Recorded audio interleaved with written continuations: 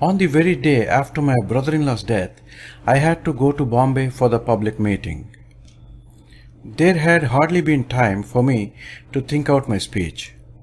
I was feeling exhausted after days and nights of anxious vigil, and my voice had become husky. However, I went to Bombay trusting entirely to God. I had never dreamt of writing out my speech. In accordance with Sir Firoz Shah's instructions, I reported myself at his office at 5 p.m. on the eve of the meeting. "Is your speech ready, Gandhi?" he asked. "No, sir," said I, trembling with fear. "I think of speaking extempore." "That will not do in Bombay. Reporting here is bad, and if we would benefit by this meeting, you should write out your speech, and it should be printed before daybreak tomorrow. I hope you can manage this." I felt rather nervous, but I said I would try. "Then tell me what time Mr. Munshi should come to you for the manuscript." 11 o'clock tonight," said I. On going to the meeting the next day, I saw the wisdom of Sir Firoz Shah's advice. The meeting was held in the hall of the Sir Kovasji Jahangir Institute. I had heard that when Sir Firoz Shah Mehta addressed meetings, the hall was always packed, chiefly by the students intent on hearing him, leaving not an inch of room. This was the first meeting of the kind in my experience. I saw that my voice could reach only a few. I was trembling as I began to read my speech. Sir Firoz Shah cheered me up continually by asking me to speak louder and still louder. I have a feeling that, far from encouraging me, it made my voice sink lower and lower. My old friend Sergeant Keshavrao Deshpande came to my rescue. I handed my speech to him. His was just the proper voice, but the audience refused to listen. The hall rang with the cries of "Vacha, Vacha." So Mr. Vacha stood up and read the speech with wonderful results. The audience became perfectly quiet and listened to the speech to the end, punctuating it with applause and cries of shame where necessary. This gladdened my heart. Sir Firoz Shah liked the speech. I was supremely happy. The meeting won me the active sympathy of Sergeant Deshpande and a Parsi friend whose name I hesitate to mention as he is a high-placed government official today. Both expressed their resolve to accompany me to South Africa. Mr. C.M. Kursetji, who was then Small Causes Court judge, however, moved the Parsi friend from his resolve as he had plotted his marriage. He had to choose between marriage and going to South Africa, and he chose the former. But Parsi Rustamji made amends for the broken resolve, and a number of Parsi sisters are now making amends for the lady who helped in the breach by dedicating themselves to Khadi work. I have therefore gladly forgiven that couple.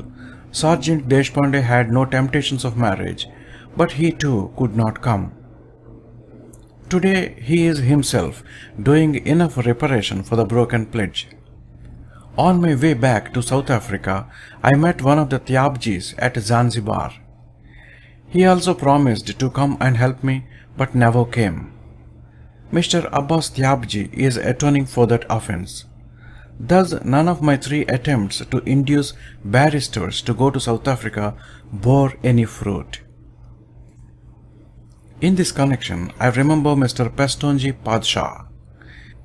I had been on friendly terms with him ever since my stay in England. I first met him in a vegetarian restaurant in London.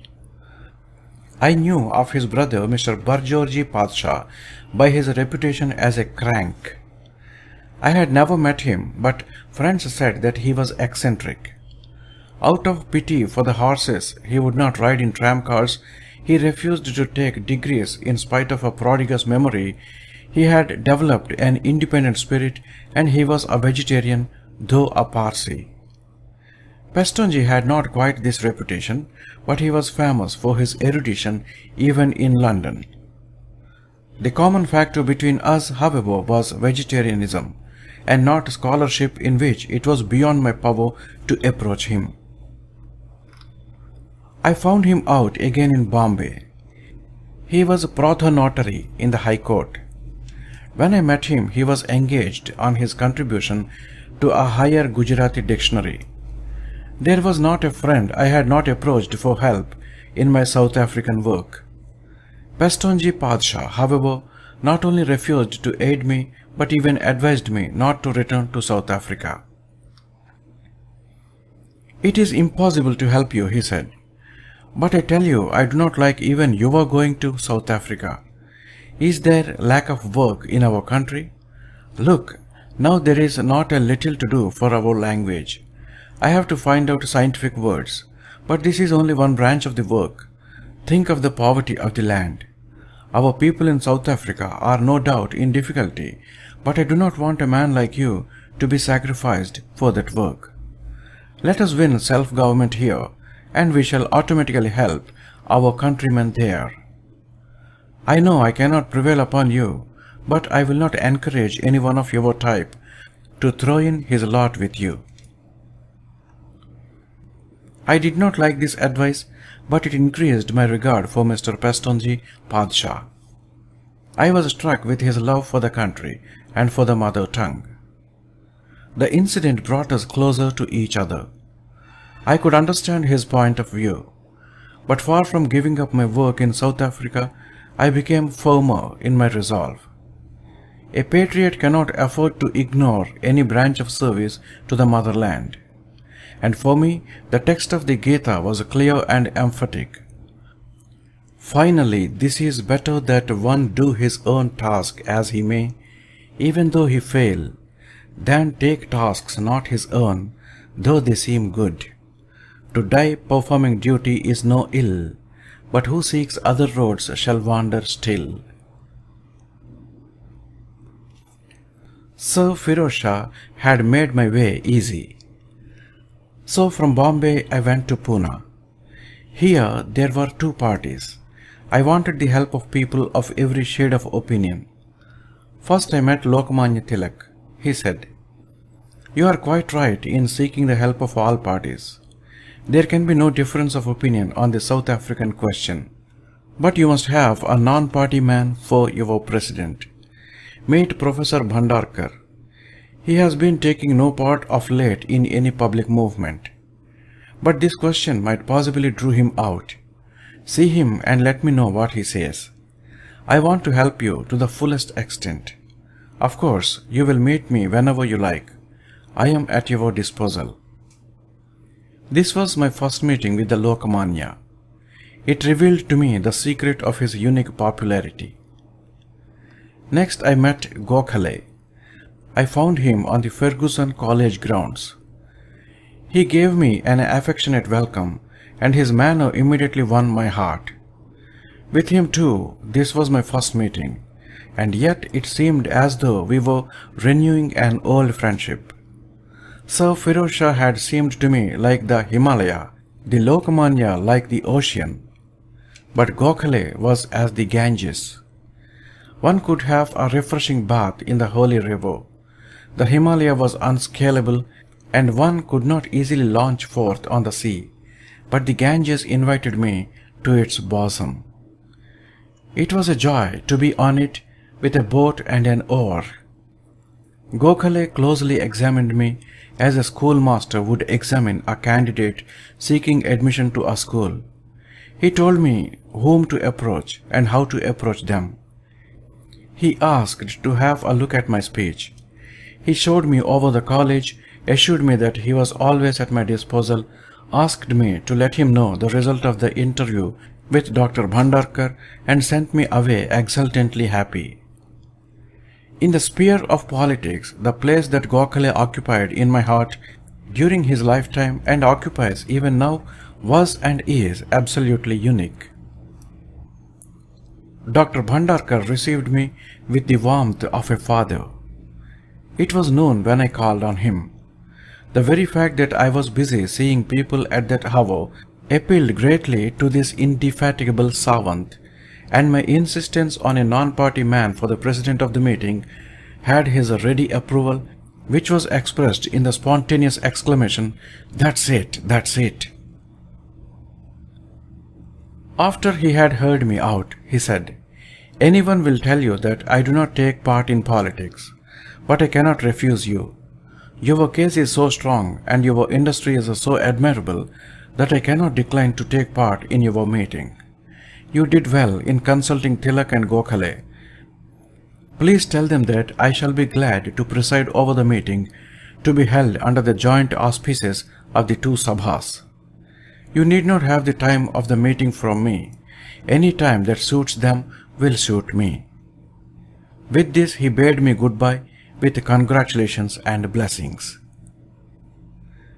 Without any ado, this erudite and selfless band of workers in Pune held a meeting in an unostentatious little place and sent me away rejoicing and more confident of my mission. I next proceeded to Madras. It was wild with enthusiasm.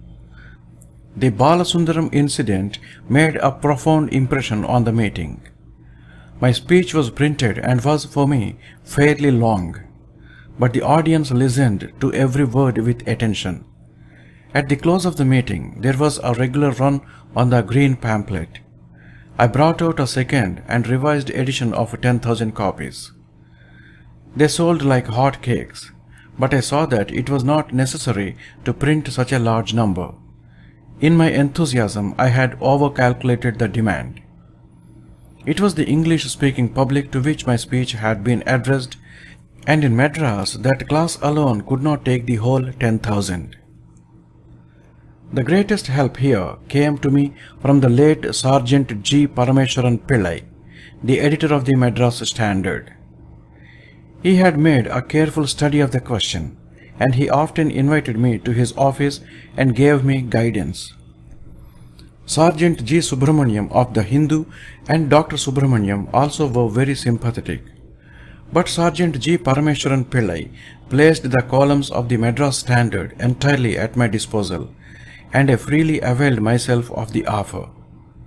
The meeting in Pachiyappa's hall, so far as I can recollect, was with Dr. Subramaniam in the chair. The affection showered on me by most of the friends I met and their enthusiasm for the cause were so great that, in spite of my having to communicate with them in English, I felt myself entirely at home. What barrier is there that love cannot break? From Madras, I proceeded to Calcutta, where I found myself hemmed by difficulties.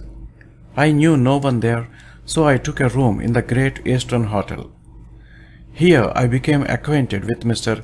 L.R. Thorpe, a representative of the Daily Telegraph. He invited me to the Bengal Club, where he was staying. He did not then realize that an Indian could not be taken to the drawing room of the club. Having discovered the restriction, he took me to his room. He expressed his sorrow regarding this prejudice of the local Englishmen and apologized to me for not having been able to take me to the drawing room. I had, of course, to see Suryanarayana Banerjee, the idol of Bengal. When I met him, he was surrounded by a number of friends. He said, "I am afraid people will not take interest in your work. As you know, our difficulties here are by no means few. But you must try as best as you can. You will have to enlist the sympathy of Maharajas. Mind you meet the representatives of the British Indian Association. You should meet Raja Sir Pyari Mohan Mukherjee and Maharaja Tagore. Both are liberal-minded and take a fair share in public work." I met these gentlemen, but without success. Both gave me a cold reception in Calcutta, and if anything could be done, it would practically all depend on Suryanarayana Banerjee. I saw that my task was becoming more and more difficult. I called at the office of the Amrit Bazar Patrika. The gentleman whom I met there took me to be a wandering Jew. The Bangabasi went even one better. The editor kept me waiting for an hour. He had evidently many interviewers, but he would not so much as look at me, even when he had disposed of the rest. On my venturing to broach my subject after a long wait, he said, "Don't you see our hands are full? There is no end to the number of visitors like you. You had better go. I am not disposed to listen to you." For a moment I felt offended, but I quickly understood the editor's position. I had heard of the fame of the Bangabasi. I could see that there was a regular stream of visitors there, and they were all people acquainted with him. His paper had no lack of copies to discuss, and South Africa was hardly known at that time. However serious a grievance may be in the eyes of the man who suffers from it, he will be but one of the numerous people invading the editor's office, each one with a grievance of his own. How is the editor to meet them all? Moreover, the aggrieved party imagines that the editor is a power in the land. Only he knows that his power can hardly travel beyond the threshold of his office. But I was not discouraged. I kept on seeing editors of other papers. As usual, I met the Anglo-Indian editors also. The statesman and the Englishman realized the importance of the question. I gave them long interviews, and they published them in full. Mr. Saunders, editor of The Englishman, claimed me as his own. He placed his office and paper at my disposal. He even allowed me the liberty of making whatever changes I liked in the leading article he had written on the situation, the proof of which he sent me in advance. It is no exaggeration to say that a friendship grew up between us. He promised to render me all the help he could, carried out the promise to the letter, and kept on his correspondence with me until the time when he was seriously ill. Throughout my life, I have had the privilege of many such friendships which have sprung up quite unexpectedly. What Mr. Saunders liked in me was my freedom from exaggeration and my devotion to truth. He subjected me to a searching cross-examination before he began to sympathize with my cause, and he saw that I had spared neither will nor pains to place before him an impartial statement of the case, even of the white man in South Africa, and also to appreciate it. My experience has shown me that we win justice quickest by rendering justice to the other party. The unexpected help of Mr. Saunders had begun to encourage me to think that I might succeed after all in holding a public meeting in Calcutta, when I received the following cable from Durban: "Parliament opens January, return soon." So I addressed a letter to the press in which I explained why I had to leave Calcutta so abruptly and set off for Bombay.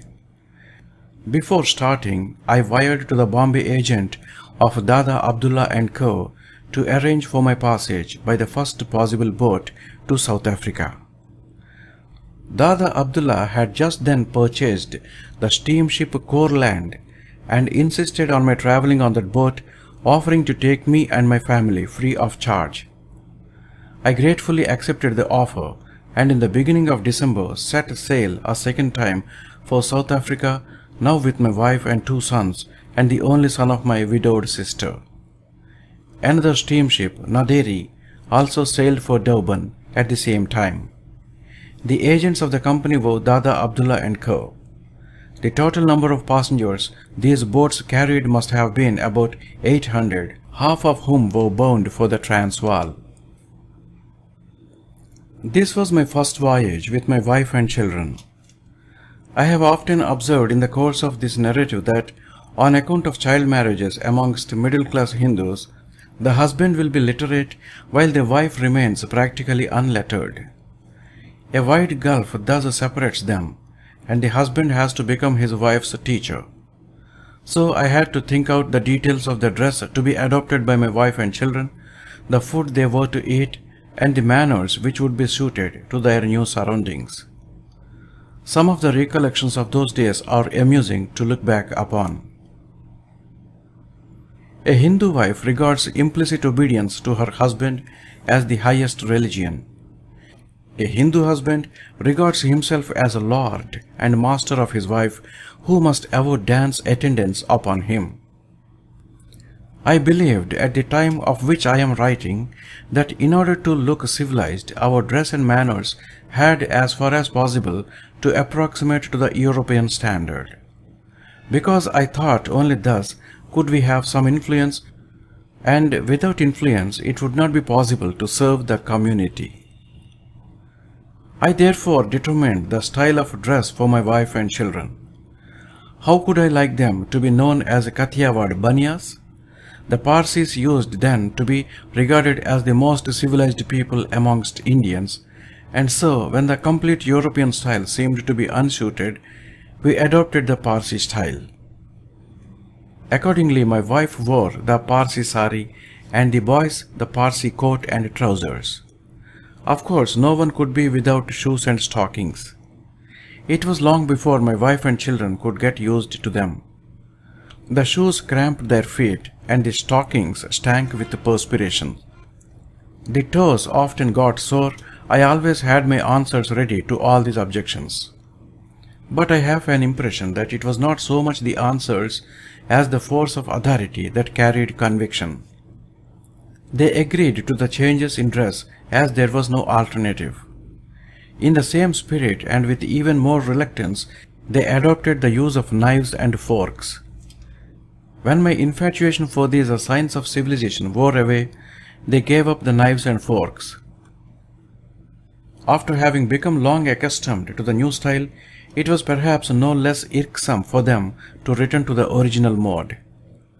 But I can see today that we feel all the freer and lighter for having cast off the tinsel of civilization. On board the same steamer with us were some relatives and acquaintances. These and other deck passengers I frequently met because the boat belonging to my client friends, I was free to move about anywhere and everywhere I liked. Since the steamer was making straight for Natal, without calling at intermediate ports, our voyage was of only 18 days. But as though to warn us of the coming real storm on land, a terrible gale overtook us whilst we were only 4 days from Natal. December is the summer month of monsoon in the southern hemisphere, and gales great and small are therefore quite common in the southern sea at that season. The gale in which we were caught was so violent and prolonged that the passengers became alarmed. It was a solemn scene. All became one in face of the common danger. They forgot their differences and began to think of the one and only God. Mussulmans, Hindus, Christians and all. Some took various vows. The captain also joined the passengers in their prayers. He assured them that, though the storm was not without danger, he had had experience of many worse ones, and explained to them that a well-built ship could stand almost any weather. But they were inconsolable. Every minute were heard sounds and crashes which foreboded breaches and leaks. The ship rocked and rolled to such an extent that it seemed as though she would capsize at any moment. It was out of the question for anyone to remain on the deck. "His will be done" was the only cry on every lip. So far as I can recollect, we must have been in this plight for about 24 hours. At last the sky cleared, the sun made his appearance, and the captain said that the storm had blown over. People's faces beamed with gladness, and with the disappearance of danger disappeared also the name of God from their lips. Eating and drinking, singing and merrymaking again became the order of the day. The fear of death was gone, and the momentary mood of earnest prayer gave place to Maya. There were, of course, the usual namaz and the prayers, yet they had none of the solemnity of that dread hour. But the storm had made me one with the passengers. I had little fear of the storm, for I had had experience of similar ones. I am a good sailor and do not get seasick. so I could fearlessly move amongst the passengers, bringing them comfort and good cheer, and conveying to them hourly reports of the captain. The friendship I thus formed stood me, as we shall see, in very good stead. The ship cast anchor in the port of Durban on the 18th or 19th of December. The Naderi also reached the same day, but the real storm was still to come.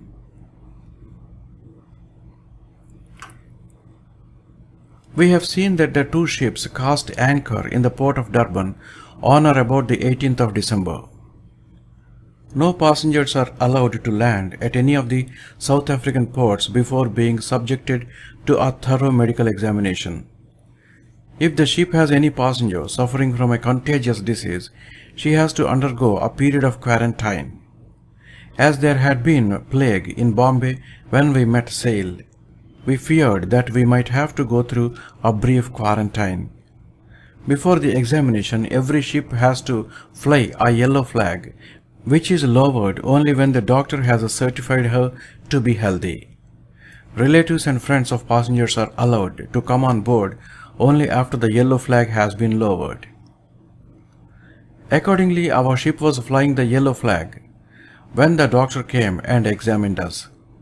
He ordered 5 days quarantine because, in his opinion, plague germs took 23 days at the most to develop.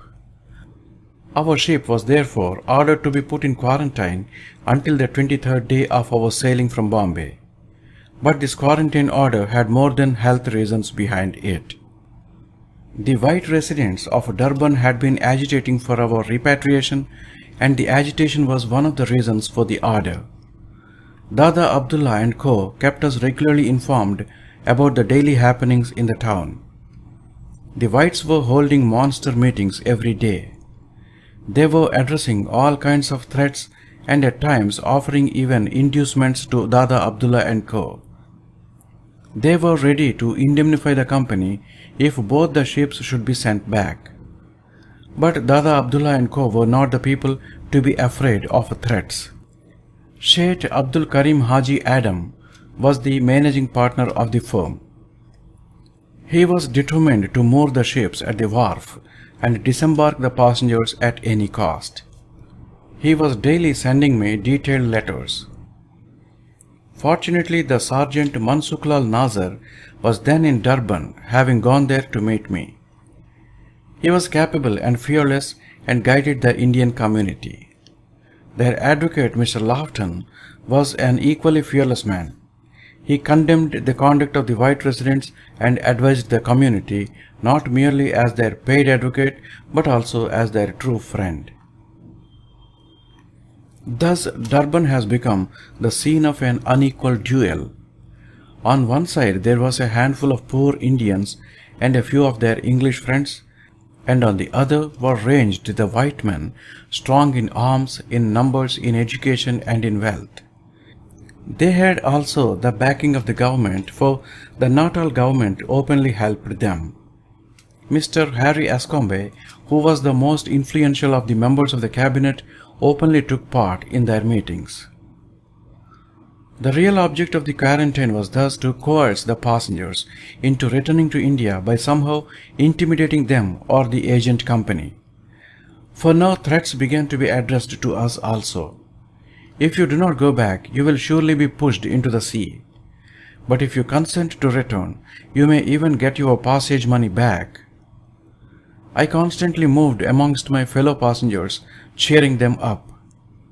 I also sent messages to comfort the passengers of the SS Naderi. All of them kept calm and courageous. We arranged all sorts of games on the ship for the entertainment of the passengers. On Christmas Day, the captain invited the saloon passengers to dinner. The principal among these were my family and I. In the speeches after dinner, I spoke on Western civilization.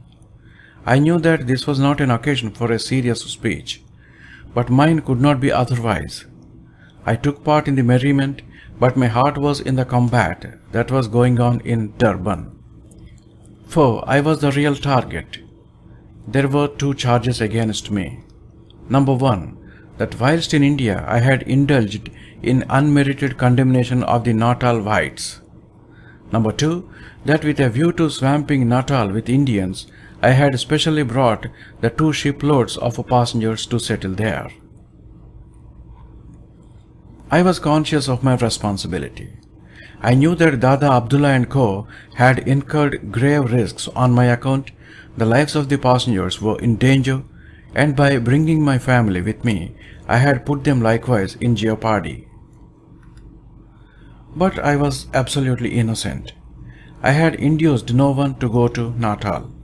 I did not know the passengers when they embarked, and with the exception of a couple of relatives, I did not know the name and address of even one of the hundreds of passengers on board. Neither had I said whilst in India a word about the whites in Natal that I had not already said in Natal itself, and I had ample evidence in support of all that I had said. I therefore deplored the civilization of which the Natal whites were the fruit and which they represented and championed. This civilization had all along been on my mind, and I therefore offered my views concerning it in my speech before that little meeting. The captain and other friends gave me a patient hearing and received my speech in the spirit in which it was made. I do not know that it in any way affected the course of their lives, but afterwards I had long talks with the captain and other officers regarding the civilization of the West. I had in my speech described Western civilization as a being, unlike the Eastern, predominantly based on force. The questioners pinned me to my faith, and one of them, the captain, so far as I can recollect, said to me, "Supposing the whites carry out their threats, how will you stand by your principle of non-violence?" To which I replied, "I hope God will give me the courage and the sense to forgive them and to refrain from bringing them to law. I have no anger against them. I am only sorry for their ignorance and their narrowness. I know that they sincerely believe that what they are doing today is right and proper. I have no reason therefore to be angry with them." The questioner smiled, possibly distrustfully. Thus the days dragged on their weary length. When the quarantine would terminate was still uncertain. The quarantine officer said that the matter had passed out of his hands and that as soon as he had orders from the government, he would permit us to land. At last, ultimatums were served on the passengers and me. We were asked to submit if we would escape with our lives. In our reply, the passengers and I both maintained our right to land at Port Natal and intimated our determination to enter Natal at any risk. At the end of 23 days, the ships were permitted to enter the harbour and the orders permitting the passengers to land were passed. So the ships were brought into the dock and the passengers began to go ashore. But Mr. Escombe had sent word to the captain that as the whites were highly enraged against me and my life was in danger, my family and I should be advised to land at dusk when the port superintendent, Mr. Tatum, would escort us home. The captain communicated the message to me, and I agreed to it accordingly. But scarcely half an hour after this, Mr. Lofton came to the captain. He said, "I would like to take Mr. Gandhi with me, should he have no objection.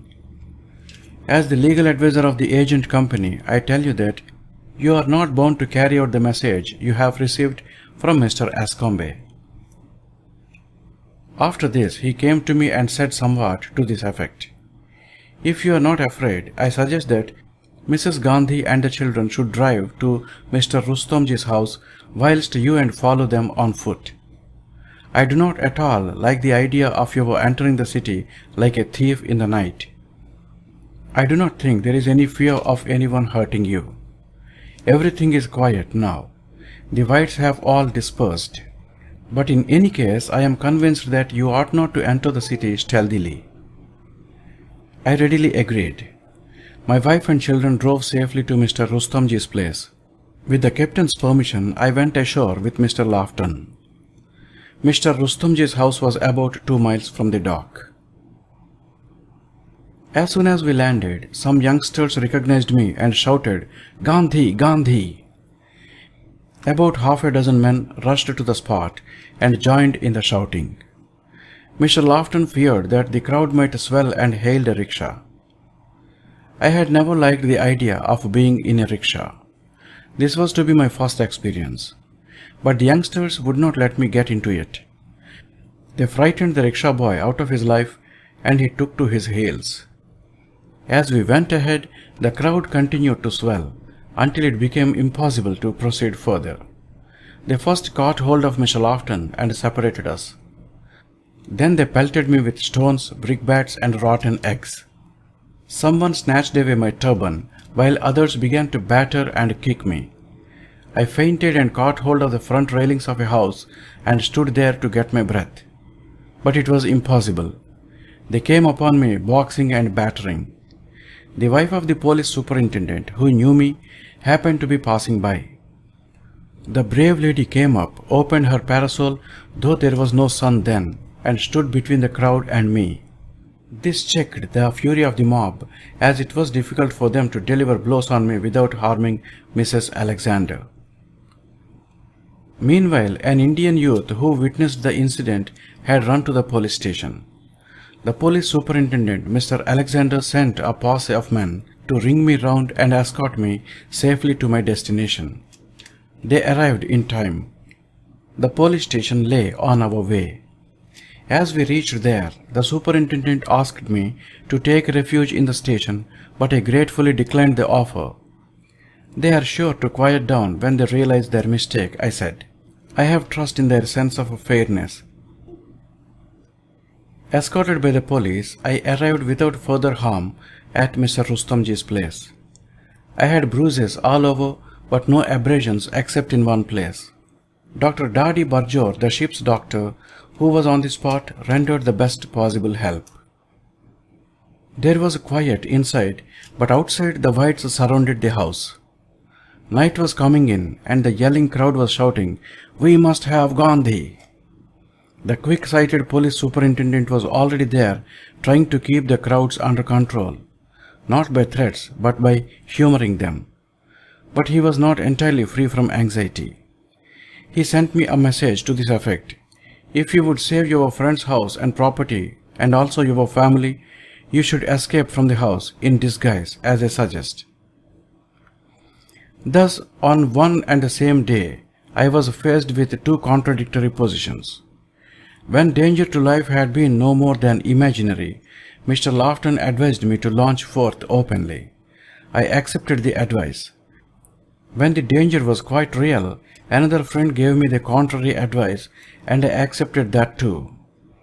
Who can say whether I did so because I saw that my life was in jeopardy, or because I did not want to put my friend's life and property, or lives of my wife and children, in danger? Who can say for certain that I was right both when I faced the crowd in the first instance bravely, as it was said, and when I escaped from it in disguise? It is idle to adjudicate upon the right and wrong of incidents that have already happened. It is useful to understand them and, if possible, to learn a lesson from them for the future. It is difficult to say for certain how a particular man would act in a particular set of circumstances. We can also see that judging a man from his outward act is no more than a doubtful inference, inasmuch as it is not based on sufficient data. Be that as it may, the preparations for escape made me forget my injuries. As suggested by the superintendent, I put on an Indian constable's uniform and wore on my head a Madrasi scarf wrapped round a plate to serve as a helmet. Two detectives accompanied me, one of them disguised as an Indian merchant and with his face painted to resemble that of an Indian. I forgot the disguise of the other. We reached a neighboring shop by a by-lane and, making our way through the gunny bags piled in the godown, escaped by the gate of the shop and threaded our way through the crowd to a carriage that had been kept for me at the end of the street. In this we drove off to the same police station where Mr. Alexander had offered me refuge a short time before, and I thanked him and the detective officers. Whilst I had been thus effecting my escape, Mr. Alexander had kept the crowd amused by singing the tune, "Hang old Gandhi on the sour apple tree." When he was informed of my safe arrival at the police station, he thus broke the news to the crowd. "Well, your victim had made good his escape through a neighboring shop. You had better go home now." Some of them were angry, others laughed, some refused to believe the story. "Well then," said the superintendent, "if you do not believe me, you may appoint 1 or 2 representatives, whom I am ready to take inside the house. If they succeed in finding out Gandhi, I will gladly deliver him to you. But if they fail, you must disperse. I am sure that you have no intention of destroying Mr. Rustomji's house or of harming Mr. Gandhi's wife and children." The crowd sent their representatives to search the house. They soon returned with disappointing news, and the crowd broke up at last, most of them admiring the superintendent's tactful handling of the situation, and a few fretting and fuming. The late Mr. Chamberlain, who was then Secretary of State for the Colonies, cabled asking the Natal government to prosecute my assailants. Mr. Escombe sent for me, expressed his regret for the injuries I had sustained, and said, "Believe me, I cannot feel happy over the least little injury done to your person. You have a right to accept Mr. Lofton's advice and to face the worst, but I am sure that if you had considered my suggestion favorably, these sad occurrences would not have happened. If you can identify the assailants, I am prepared to arrest and prosecute them. Mr. Chamberlain also desires me to do so." To which I gave the following reply: "I do not want to prosecute anyone. It is possible that I may be able to identify 1 or 2 of them, but what is the use of getting them punished? Besides, I do not hold the assailants to blame. They were given to understand that I had made exaggerated statements in India about the whites in Natal and calumniated them. If they believed these reports, it is no wonder that they were enraged. The leaders and, if you will permit me to say so, you are to blame. You could have guided the people properly. But you also believed righter and assumed that I must have indulged in exaggeration. I do not want to bring anyone to book. I am sure that when the truth becomes known, they will be sorry for their conduct." "Would you mind giving me this in writing?" said Mr. Escombe. "Because I shall have to cable to Mr. Chamberlain to that effect. I do not want you to make any statement in haste. You may, if you like, consult Mr. Lofton and your other friends before you come to a final decision. I may confess, however, that if you waive the right of bringing your assailants to book, you will considerably help me in restoring quiet, besides enhancing your own reputation." "Thank you," said I. "I need not consult anyone. I had made my decision in the matter before I came to you. It is my conviction that I should not prosecute the assailants, and I am prepared this moment to reduce my decision to writing." With this I gave him the necessary statement.